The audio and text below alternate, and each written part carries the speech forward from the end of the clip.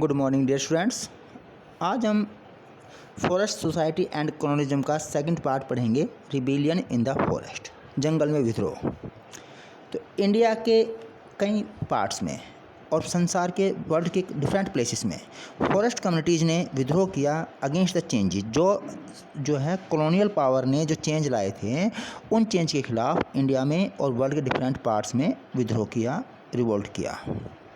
Leaders जो थे in movement के, जो इंडिया में जो लीडर्स थे, जो some famous leaders who rebelled against the colonial powers were Sidhu and Kanu in the Santhal Parganas, Birsa Munda of Chhota Nagpur and Alluri Sitarama Raju of Andhra प्रदेश।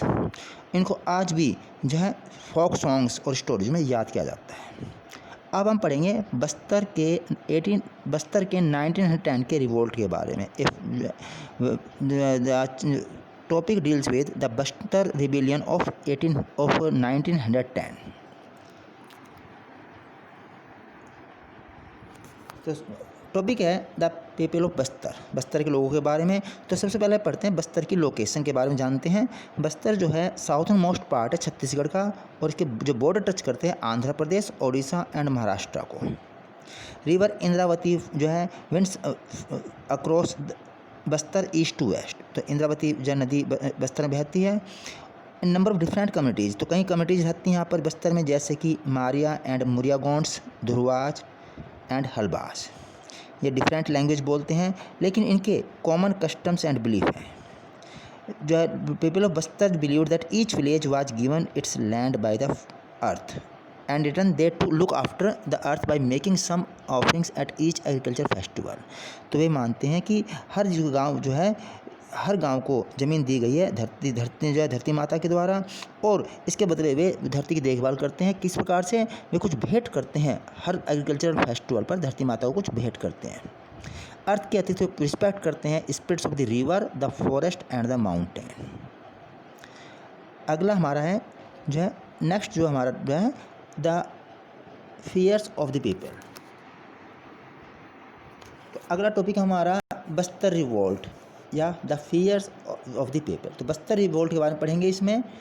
तो जब कॉलोनियल गवर्नमेंट ने प्रपोज किया कि बस्तर में 1905 में कॉलोनियल गवर्नमेंट ने, ब्रिटिश गवर्नमेंट ने प्रपोज किया कि 2/3 फॉरेस्ट रिजर्व कर दिया जाए और stop shifting cultivation, hunting and collection of forest produce. तो 1905 में कॉलोनियल गवर्नमेंट ने 2/3 ऑफ द फॉरेस्ट को रिजर्व करने का प्रपोज किया और शिफ्टिंग कल्टीवेशन, हंटिंग और कलेक्शन ऑफ फॉरेस्ट प्रोड्यूस को बैन कर दिया, स्टॉप कर दिया। तो जो people of Bastar were very worried, चिंतित हो गए बहुत ज़्यादा। अब इसके बाद कुछ गांव वालों को जो है रिजर्व फॉरेस्ट में, जो रिजर्व फॉरेस्ट बनाए थे उसमें कुछ गांव वालों को तो परमिशन दे दी रहने के लिए, इस कंडीशन पर कि वे फ्री में काम करेंगे फॉरेस्ट डिपार्टमेंट के लिए। किस प्रकार से? पेड़ों कटिंग करेंगे एंड ट्रांसपोर्टिंग ट्रीज़ को ट्रांसपोर्ट करेंगे और जंगल को रक्षा करेंगे फायर से। इन्हीं गाँव को कहा गया फॉरेस्ट विलेज। जो दूसरे गांव के जो लोग थे उनको जंगल से निकाल दिया गया बिना किसी नोटिस के या कंपनसेशन के, बिना कोई हेल्प के, बिना कोई पैसे दिए, बिना कोई नोटिस के उनको जंगल से निकाल दिया। तो लंबे समय से जो गांव वाले थे वो सफरिंग कर रहे थे, दुख उठा रहे थे। एक तो इंक्रीज लैंड रेंट से, लैंड रेंट बढ़ गया था, टैक्स बढ़ा दिया था ज़मीन का, और जो डिमांड हो रही थी फ्री लेबर की, तो गांव वालों से फ्री में लेबर को मेहनत करवाई जाती थी और जो है कॉलोनियल ऑफिसर्स के द्वारा। फिर फेमाइन आ गया 1899 और 1900 में, और फिर दोबारा 1907 1908 में। फिर इसके बाद जब रिजर्वेशन पॉलिसी लागू की 2/3 की 1905 में, तो बस्तर के किसानों का धैर्य जवाब, बस्तर के जो पीपल थे उनका धैर्य जवाब दे गया। Now they lose their tempers. अब लोगों ने इकट्ठा होना शुरू कर दिया, और अब जब विलेज काउंसिल्स में उन्होंने गांव की जो कमेटी है, काउंसिल्स हैं, उनमें डिस्कस करना शुरू कर दिया कि किस प्रकार से जो ब्रिटिश है ऑपरेसिव लॉज हैं इनके बारे में।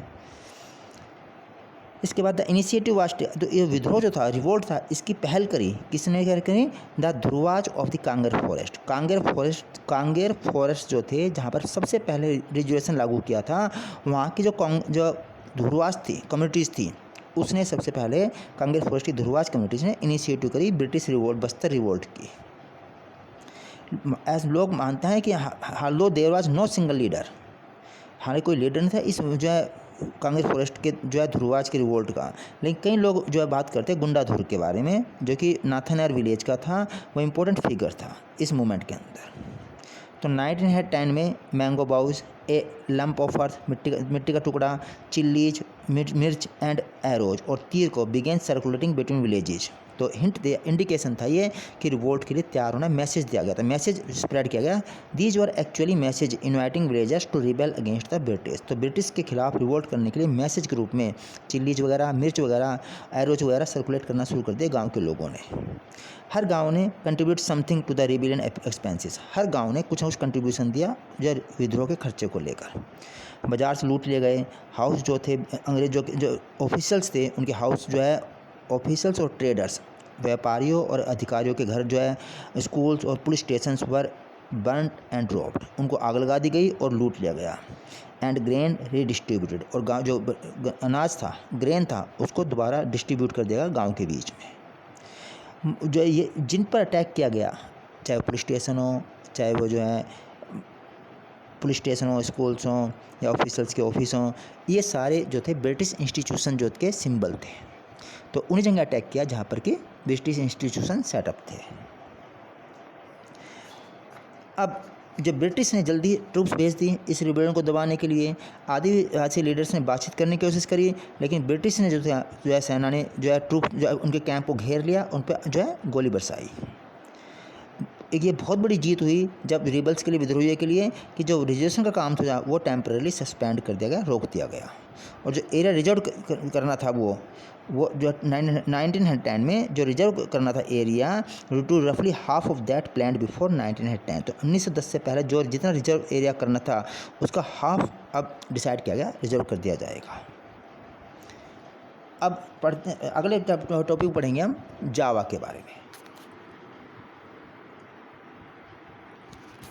जावा जो है राइस प्रोड्यूसिंग आइलैंड है इंडोनेशिया का, लेकिन कभी वहाँ जंगल हुआ करते थे। तो जो है जावा जो है इंडोनेशिया पर जो है डच ने रूल किया। जैसे इंडिया में ब्रिटिश ने रूल किया, ऐसे ही इंडोनेशिया पे डच कॉलोनियल पावर थी।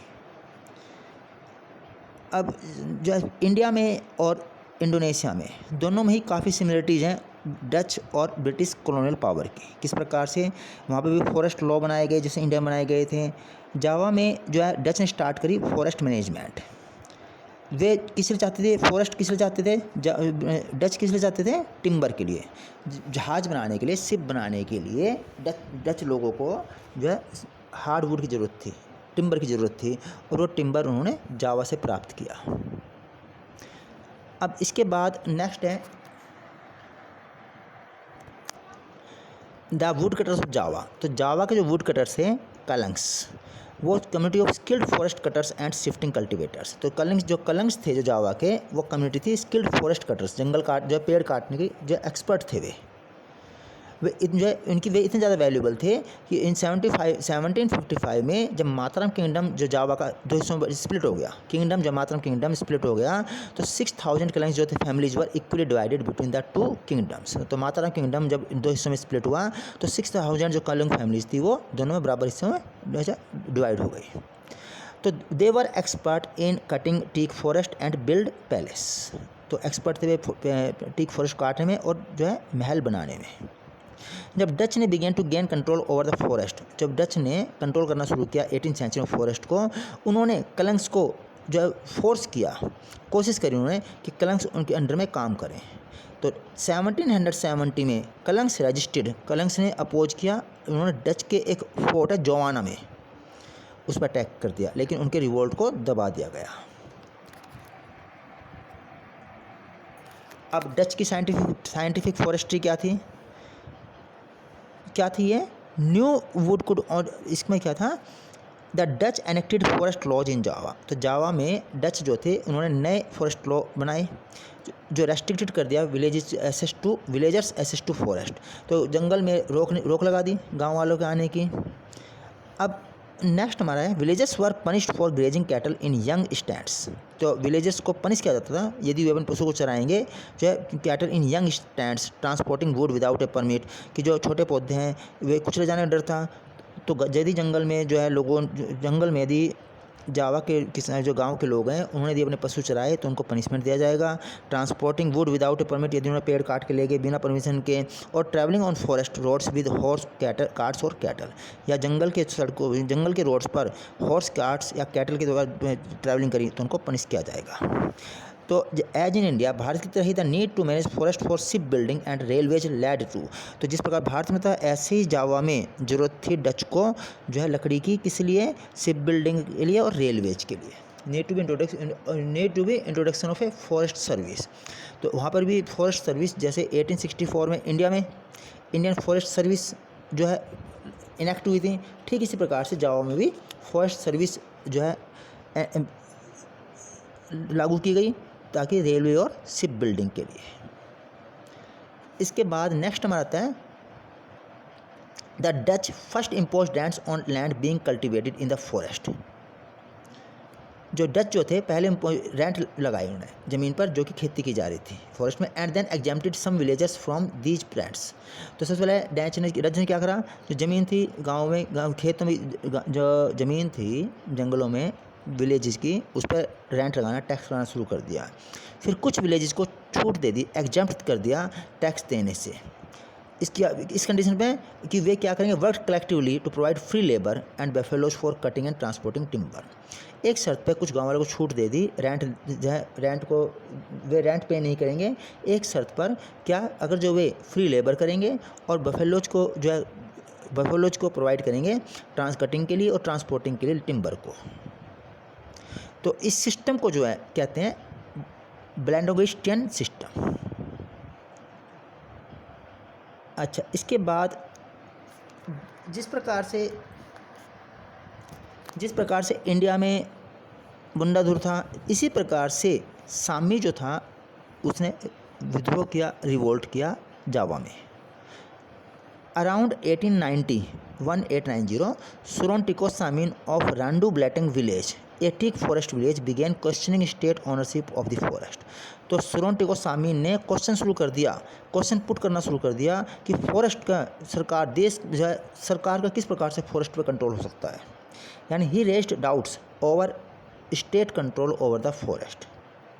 क्या कहते हैं वो, ही आर्ग्यूड दैट, उन्होंने कहा state had not created the wind water earth and wood, कि सरकार ने जो है ना तो हवा बनाई, ना पानी बनाया, ना धरती, ना वुड, ना जंगल, so it could not own it, इसलिए वो इसकी मालिक नहीं हो सकते। Soon a widespread movement develop, जल्दी ही एक वाइड स्प्रेड मूवमेंट डेवलप हो गया, आंदोलन जो है फैल गया चारों तरफ। Amongst those who help organize it were Samin sons in law, तो इसमें सन्स इन लॉ भी शामिल हो गए, सामीन के जो दामाद हैं वे भी शामिल हो गए।